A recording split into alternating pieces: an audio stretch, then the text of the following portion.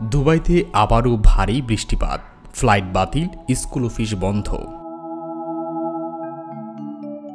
গত বৃহস্পতিবার দুবাইতে 12 ঘন্টা 20 মিনিটের মতো বৃষ্টিপাত হয়েছে, যা সাধারণত এপ্রিল ও মে মাসে দুবাইতে হওয়া মোট বৃষ্টিপাতের দ্বিগুণেরও বেশি। ভারী বৃষ্টিপাতের জন্য দুবাইয়ে অবস্থিত বিশ্বের দ্বিতীয় ব্যস্ততম দুবাই বিমানবন্দরের ফ্লাইট বাতিল ও বিলম্বিত হয়েছে। স্থানীয় সময় বৃহস্পতিবার ভোর 4টা থেকে ঝড়ো হাওয়াসহ বৃষ্টি শুরু হয় সংযুক্ত আরব আমিরাতে।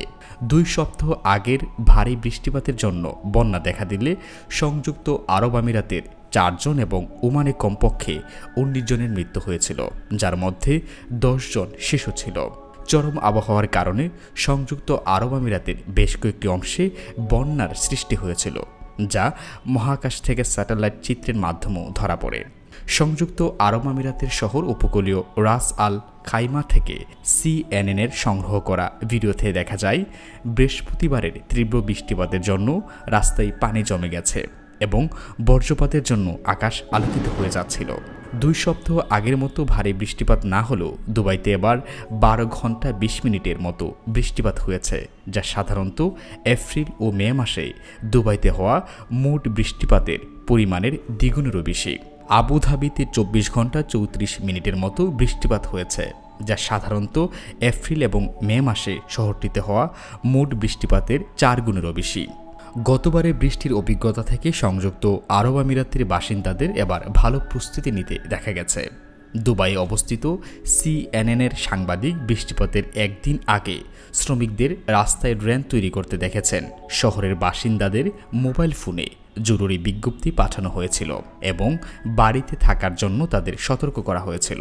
কর্তৃপক্ষ গত বৃহস্পতিবার এবং শুক্রবার বৃষ্টি কবলিত এলাকার বাসিন্দাদের নিরাপদ স্থানে থাকতে বলেছেন। শিক্ষা প্রতিষ্ঠান ও অফিস বন্ধের ঘোষণা দিয়ে বাসিন্দাদের ঘরে থাকতে বলা হয়েছে ও কাজ করতে বলা হয়েছে। বন্যাপ্রবণ উপত্যকা অঞ্চলে যাওয়ার রাস্তা বন্ধ করে দেওয়া হয়েছে। বাসিন্দাদের পাহাড়ি, মরুভূমি ও সমুদ্র এলাকা থেকে দূরে থাকতে বলা হয়েছে। বিজ্ঞানীরা 2 সপ্তাহ আগে সংযুক্ত আরব আমিরাত এবং ওমানে রেকর্ড বৃষ্টিপাতের জন্য জলবায়ু পরিবর্তনকে দায়ী করেছেন।